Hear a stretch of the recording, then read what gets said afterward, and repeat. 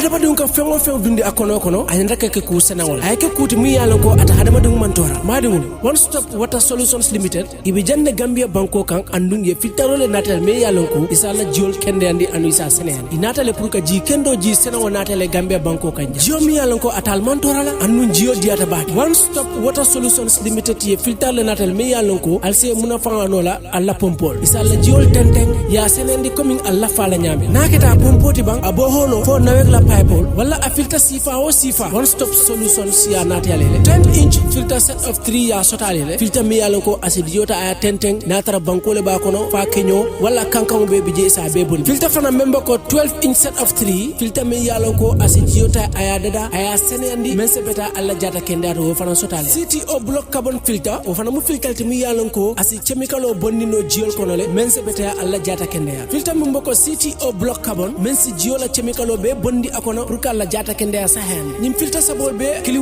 clean na pansundo ku na wata tankol fana sotale kabrim 500 5000 fokata 10000 liters plumbing fittings fana be mol bulle alsemol tarano sukuta highway mariama kunda johnson wala ismol kumandi 505 5691 796 8270 one stop water limited solutions inatale ka jiko be sonende Gambia banko.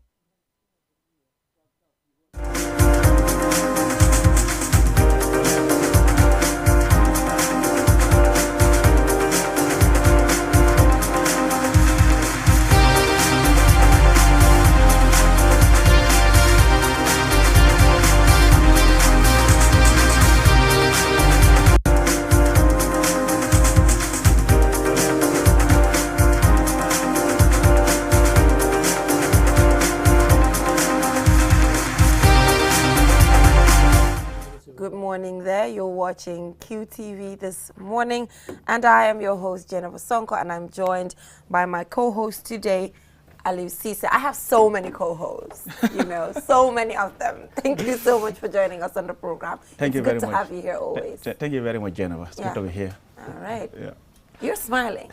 Is it because of my glasses? Or? Yeah, you look different, you know. I look different? Yeah. Oh, thank you. I'm smiling because you said you have so many co-hosts, but you only have one amazing I only have, FYI, there's one only have one amazing co-host, who is the VJ. The VJ himself, the veteran journalist Ibrahim Abalde. Yes. And we wish him a speedy recovery. Yeah, looking forward to having him here, you know. Well, Aliou, thank you so much for joining us. Yeah. So how has your week been?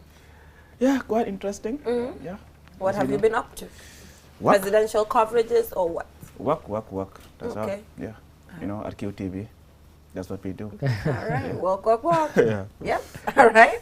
So that's simple and clear. So we have the African proverb as usual. We have the newspaper review today.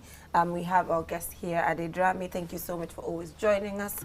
And also on social issues, we'll be looking at the partnership that Q Money has with Rare, and we'll be having two representatives from Q Money to have a discussion with us. Today we have a short program. It's a Thursday, so we just want to keep it simple and fast and allow you guys to digest all the programs that we've been giving you from Monday to Thursday. That's what we want to do today. It's a deliberate decision today, right? So One Stop Water Solution, do not forget to stop by on Sukuta Highway for all your water filters, tanks, just anything that can purify your water. And for all your IT needs, ranging from certificate to diploma to Cisco, anything IT related, head right on to Surawa Camara Unified IT Institute. Ali, what is our African proverb? African proverb says, it is not what you are called, but what you are. You know, so yeah, what comes to my mind is conscience and principles. That's what's come to my mind, because conscience, because no matter what people tend to peg to your identity, it's more of your conscience is clear as to who you are, and you believe what people are saying, that's not you. So the moment your conscience is clear about your actions, you're good to go. And principles, each individual has principles that they go by, things that they want, you know, principles that guide them every single day as to what to do. So if something is out of your principles, even if it's, you know, affecting how the next person is thinking about you, but as long as you're straight on your principles, and these principles are what you believe in, I'm talking about good ones, obviously, quite. then you're good to go. You do not have to listen to those things. Yeah, I'm smiling because in the UK, because I got involved in a lot of things to do with the community, Sierra Leone community, people became suspicious and started saying, this guy is only doing it because he wants to go into politics.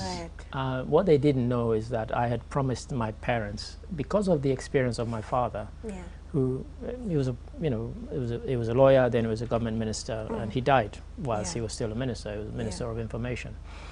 When he died, my mother called us all. She said, I know that from the time you could talk and speak and listen and hear, you've always been into politics, all of you. But I want you to promise me that you will never go into politics. She said, because African politics is a dirty business. And so I'd always promised my mother that.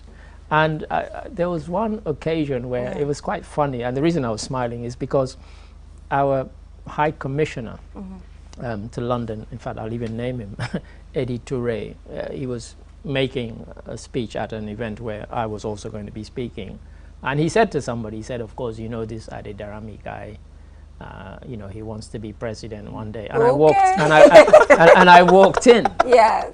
And I said, so when I got on the mic, I said, with all due respect, Your Excellency, I said, I have no interest ever. And I said, I want to make this public. I said, if any of you hear that I'm running for political office, you have my permission to shoot me. Because the rumor had started going around. Right. And I used to say to people, you can help your community, you can help your country with no political ambition. Right. And that's why when I hear people saying, I'm going to run for president because I want, actually, you don't need to do that to actually help the Gambia. And you hear people saying, I have brilliant ideas, but I want to wait till I am president. Supposing you never get to be president, are you never going to bring those ideas for the benefit of your country? So, people can have all these ideas about who you are. You know who you are. And, in a sense, that's what you answer to. And for me, that was like the perfect scenario, because my cousin was about to interject, and it was just totally by chance that I walked in as he was saying it. The High Commissioner was saying it, and I just took to the microphone and said, look, we have an audience of 300 people here. If you hear I'm running for president, I'm telling you, shoot me. But know, I do have a gun in my bag. You won't need it for me. I can tell you that. You will never need it for me. All right. So, Ali, have you been in such a situation where people have judged you, have this feeling that you want to do something, or judge your attitude and your motives? They judge your motives. And your motives without even getting to know a specific scenario where that was not the case, and how did you handle it? Well, that's natural as human beings. I mean, we all must have gone through or experienced such at some point in our life. But then for me, the most important thing, like Mr. Ade has rightly mentioned, is that, I mean, no matter what you are called, I mean, what is more important is what you respond to. You shouldn't be seen responding to everything. There are certain things that are not really important. It just holds you back. So you just have to move on. You don't necessarily have to respond to everything. People might, like he was saying, somebody was saying, okay, he wants to be president, but I mean, that wasn't his plan. And then he felt like there was no need to respond to everything. So for me, that's what I understand from this proverb, that yes, people can say all sorts of things about you, true or not, but you just choose what to respond to and you move on. And in fact, I should have used a more recent one. I mean, the whole of this week, I've been having a blazing argument with somebody on Facebook. Because we were talking about FGM. And I said that my opposition for FGM started when I was 13. And one of my friends, she was taken to the bush with other girls and she died. And since that day, I've hated the practice. I don't care whether it's culture or not. Nobody deserves to die just to preserve culture. And this guy said, oh, you guys are lying. You're just playing into this. You're creating this myth. And I said, you are publicly calling me a liar. I want you to apologize. I said, I can name the person. I can name the family. I mean, it was quite traumatic because her parents even ended up divorcing. Because of it. Because the father had always been against it. The mother was for it. And imagine your daughter, this brilliant student, she went to the bush and she died. I mean, we were devastated by it. I said I was 13 at the time. I will never forget it. And I said, I don't make up a story like that just to win an argument. So for you to, and he's like, oh, I'm not taking it back. I said, no, you will, because you are publicly calling me a liar. And we had, in the end, I said, he said, oh, let's just leave it. I said, no, we're not leaving it. I want you to publicly apologize. So you have these things where people think, oh, you're saying this just because you want to win an argument or you want to make. but you know, that's Ali, not who I am. You've not given us your scenario. You have to before we leave. Tell Yeah, us something. Give us a story by force. So I've given 2. You've given 2. Ali, go ahead. Well, mine. You'll have to give one as well. This is, this is somebody who has never had any direct interaction with me. Okay. Perhaps because of what you have heard about me. Ali is a difficult guy and all that. I mean, guess what? I mean, immediately we started getting used to each other. I mean, the person was like, on the whole, what I was thinking about you wasn't the case. Because sometimes for the person, I mean, outside, you know, what he was hearing and what he was being told about me, and once he came and get close to me, we started interacting. I mean, he started having a different mindset about me. Because, you know, we started sitting together at the same ghetto, brewing attire, chatting. Why? In all of this is life. I mean, sometimes, I mean, you can sit here and say, oh, Jenaba Sonko is like this. But once you get close to Jenaba, then you begin to realize exactly who Jenaba is. I mean, so many people, they make judgment without even knowing you. Okay, so do you think you're an approachable person? Yeah. As a person? Honestly, I am. Do you think you are? Jennifer, you know. Okay. But you know, generally, the first goal, Ali, is about, you know, kind of. Because naturally, that's how I am. Naturally. Exactly. I always take my time who to get close to. Stuff like that. Yeah, exactly. But like, I think many of us are like that. But for me, I always like to think I'm approachable. Exactly. But sometimes people see you on screen and they think you have a persona and so on. And that can affect how they approach you. But, you know, people know. And it's not for me to say, but I know that I am. No, you are approachable. Like, generally, even outside of TV, you are more approachable than Ali. Okay, well, what about you? We've given you scenarios. You must have 100. What do you mean? You must have 100 examples. What's my example? Let me talk about something fun. Yeah. What should I talk about? Where people have, we talked about people kind of doubting or misrepresenting your motives and so on. You know, in relation to the proverb, you know, it's what you answer to. Okay, it's and what you so people answer think you're this Jeneba Sonko, you know. Yeah, people have Bugatele. Thank you. High five. That's it. You got it right. You got it right. You got the chops up, right? So people say, I love TV so much. That's what people say. Oh, she loves to be on screen. She's doing it not because she's into it, but she just loves the fame. Just so I appear, people see me. Besides, that's not the case. I love this job. You're a professional. I love it. So we can speak to that. But it's interesting you say that, because a lot of people will send a CV and so on, and they will say, I want to be on TV. I want to be like Jennifer Sonko. But they don't want to be a reporter. Exactly. They think they just come here, read, and it goes beyond that. I get my hands dirty. I go to dump sites. I do all sorts of things. You know, if I want it, you know how much I stress on the fact that I still want to be a reporter. Because it's only reporting that can take you places, to learn from other people and all of that. So for me, really, people have that misconception, oh, the Fabuga Tele, like, you got it right. She always likes to be on screen for people to see her, or she's dressing nice. No, that's not the case. I love it. Like, and if it's not TV and I'm taking to someplace else that I love, I'm going to perform the same. I am just into this and I love it so much. And it didn't start now. This is way back when I was in my primary school, when I used to give speeches at our assembly grounds, and teachers used to come to say, who are you? Like, where did you learn this? You know? So it's been in me. And I know a lot of people have the misconception, but hey, that's not the case. It's a process. It's a process. Haletele, you see? Bugatele, they call me all sorts of things. You know, it's sad, but you got it. How did this come to your mind, Aliu? You got this. You hit it. Anyway, yes, One Star Water Solution is part of our partners. And Surawa Kamara Unified IT Institute for all your IT. Maybe you have to take a 1 month break. I need to take a break. And some people will say, you know what some people say, Mr. Ade? She doesn't even take leave. She doesn't even go. Why is she stuck on TV? What's wrong? But not knowing, when I went to UK for 3 weeks, that was part of my leave. I was on a break. Yeah, but you were still on the screen. You were doing your cameras and all that. But I love this. And I'm glad you said that, because my cousins phoned me, and Bala Kurubali is my witness. They called me last night, and I was still here at 10 o'clock. And they were like, why are you still at work at 10 o'clock? And I said, actually, you're not going to believe this. I said, but I love my job. I said there were some things that needed to be corrected from the 8 o'clock news for the 10 o'clock news. And I had to be here to do it. You know, and they're like, yeah, but you got there at 7:15. I was like, yes. I said, but, you know, if I go, you know, there's no one else there to do it. Exactly. I said, but it's not like I feel it's an imposition. Yeah. I'm doing it because I love it. Nobody's forcing me to do it. And, so, yeah. And the thing is, no one is indispensable. Yeah, that's the truth. Yeah. But it's because of how we just feel about it. Ali, take me to do a communications job and see, I'll do it even better. It's where you find yourself, and when you make a decision that you want to transition, anywhere you go, because you've made the decision, you will obviously perform. You know that people watching this are saying, right, I'm going to offer her a communications job, and I'm going to see if she can perform. Obviously, I'm going to see it's about just me. Where I have one weakness, that is I am so afraid of failing, and it's part of my biggest weaknesses. Because I am so afraid of failing, I push too hard just to make everything happen, which is bad.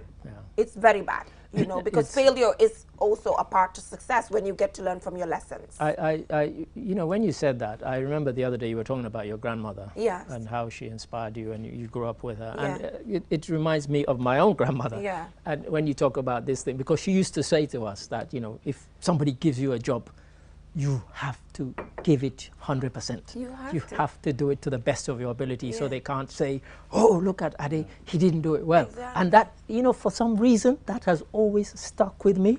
And it's like, of all the 100 things she used to tell us, that is the one thing that, I mean, other things, of course, stick with me, but that is the one thing that she always drummed into us. Because when we got to Sierra Leone, you know, when we were growing up, we lived, before my parents moved into their own house, we shared a house with my grandparents.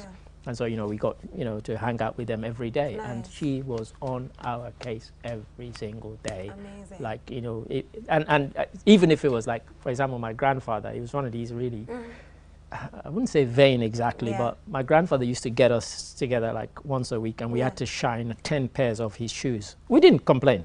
But you literally had to see your face in it when you finished polishing his shoes. And then he would line them up and he would decide which one he was going to wear. And she used to say to us, make sure when Granddad gives you the shoe that you put everything into it. You know, just even something as basic as that, you know, and it was, but you know, those lessons and that message has always stuck with me. I think it's very important. Like you said, wherever you find yourself, this is my belief, wherever you find yourself, I mean, always make sure, you know, you deliver you know, to the expectation of the one who gives you the job. At the end of the day, you are paid every end of month, and for that reason, you should always ensure that, you know, you deliver. I mean, it makes no sense you are paid every end of month and then you are not working. I mean, for me, it's not fair to the one who employs you, and then it's not fair to yourself. And Ali, it's beyond the money. Like Mr. Ade, you know, there are just certain professions where we're not even paid.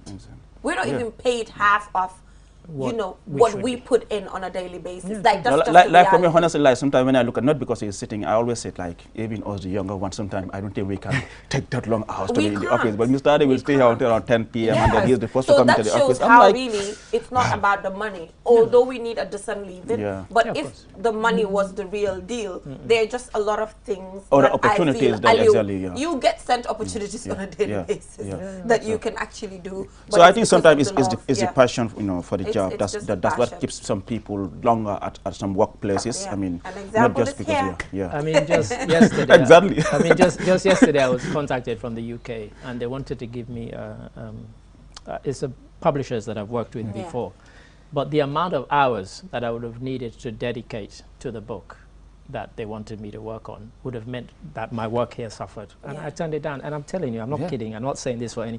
It was a lot of money. And it was tempting. But I knew I could not do that justice and do this job justice. So the guy, even up to last night, they were still phoning me like 11 o'clock. I said, I'm sorry, I can't do it. And I'm being honest with you. Rather than take it on and then do it rubbish and then do this one rubbish. So I said no. And when you say it's a lot of money, I know it's a lot of money. Wonder what Ali Cisse was going to do if that was him. No, sometimes you have to make that judgment. And sometimes, and I don't say it was hard turning it down because significant. It's significant. Yeah. I'm starting to imagine figures in my head. Yeah. I'll tell you off air. Tell me off air. So now we will go for a short commercial break now. And when we come back, we will take a look at current affairs a little bit. Yeah. Just a little bit. Yeah, we'll be right back. Yeah.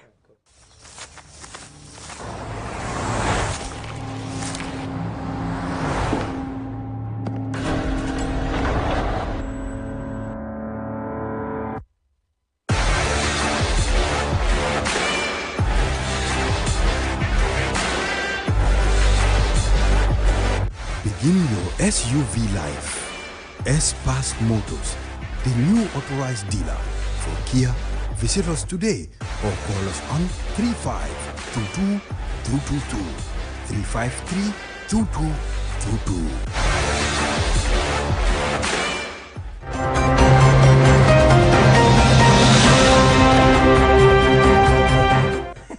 Welcome back from that short break. I don't know if you just heard that. He's threatening me. He wants me to relax. He's saying for 2 months, are you guys going to protest? So what's going to happen? But shall I tell you why I said that? Why? Because, and this, you know, I'm breaking a confidence here, because before we came on air, Yeah. I was talking about the fact that I felt as your manager that I was working you too hard. Yeah. Yesterday you did this morning. You had the thing where you got together with the children who are going to be doing the broadcast for, Yeah.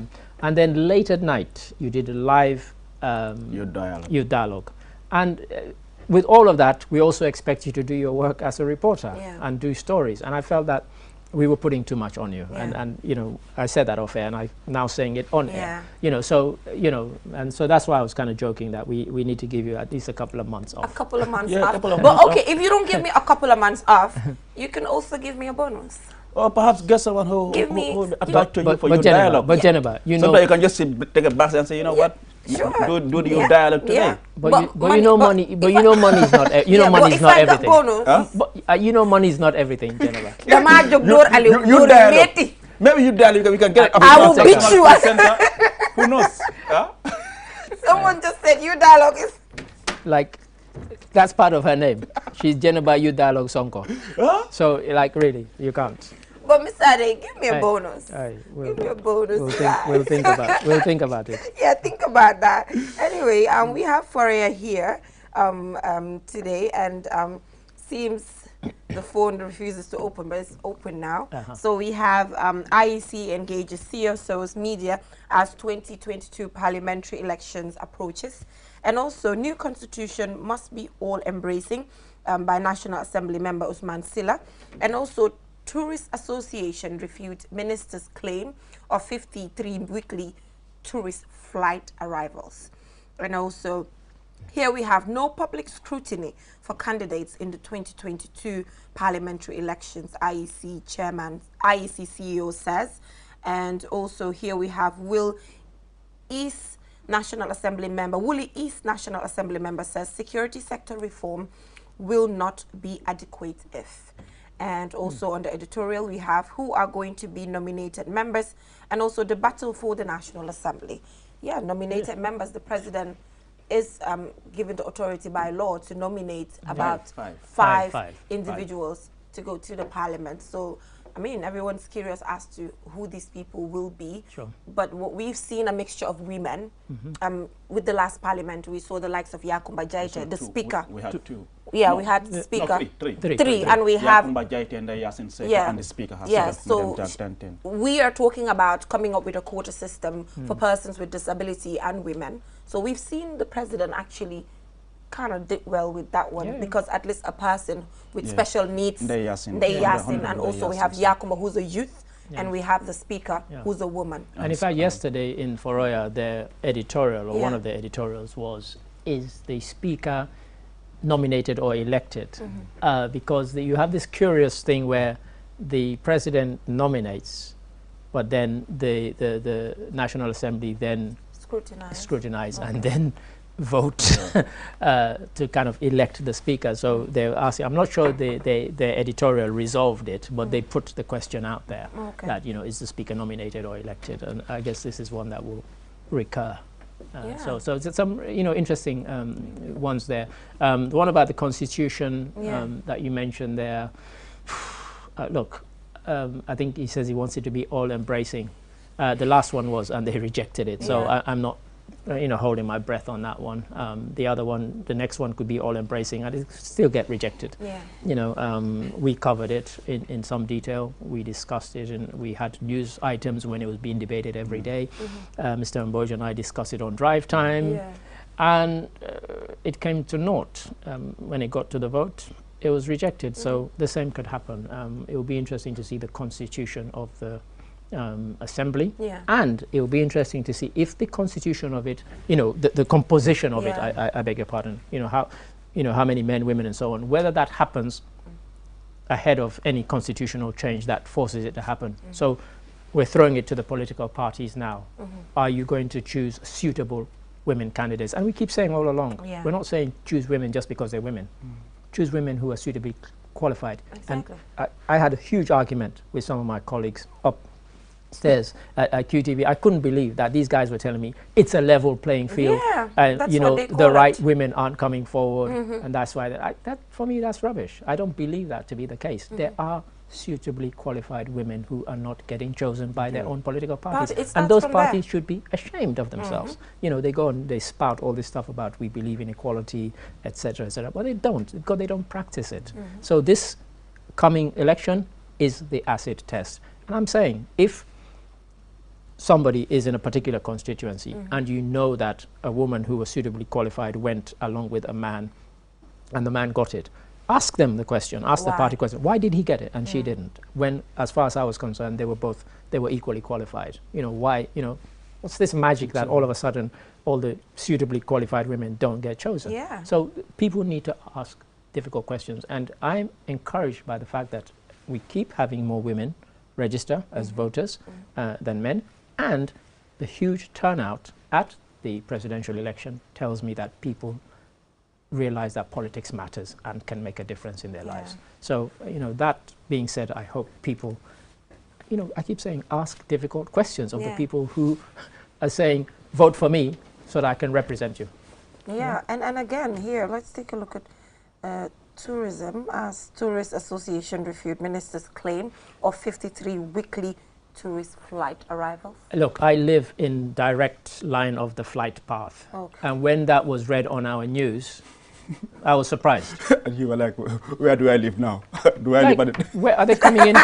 Somewhere else. Because, for example, when my cousin came last week, I live close enough that I waited until I heard the airplane go before I left my house to go and pick them up at the airport. That's how close to the airport I live. So I was surprised, but I thought he wouldn't have made that statement unless he had the statistics to back it up. And it surprised me, because 53 is a lot. A week. Yeah.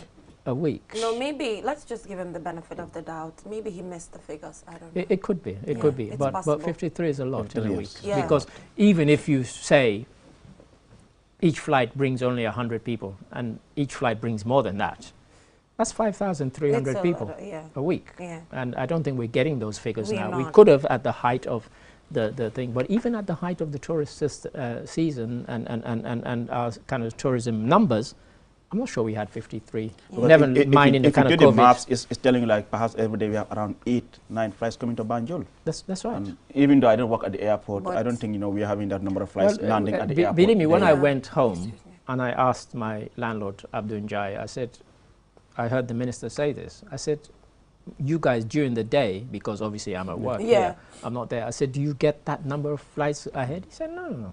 He said, it can't be.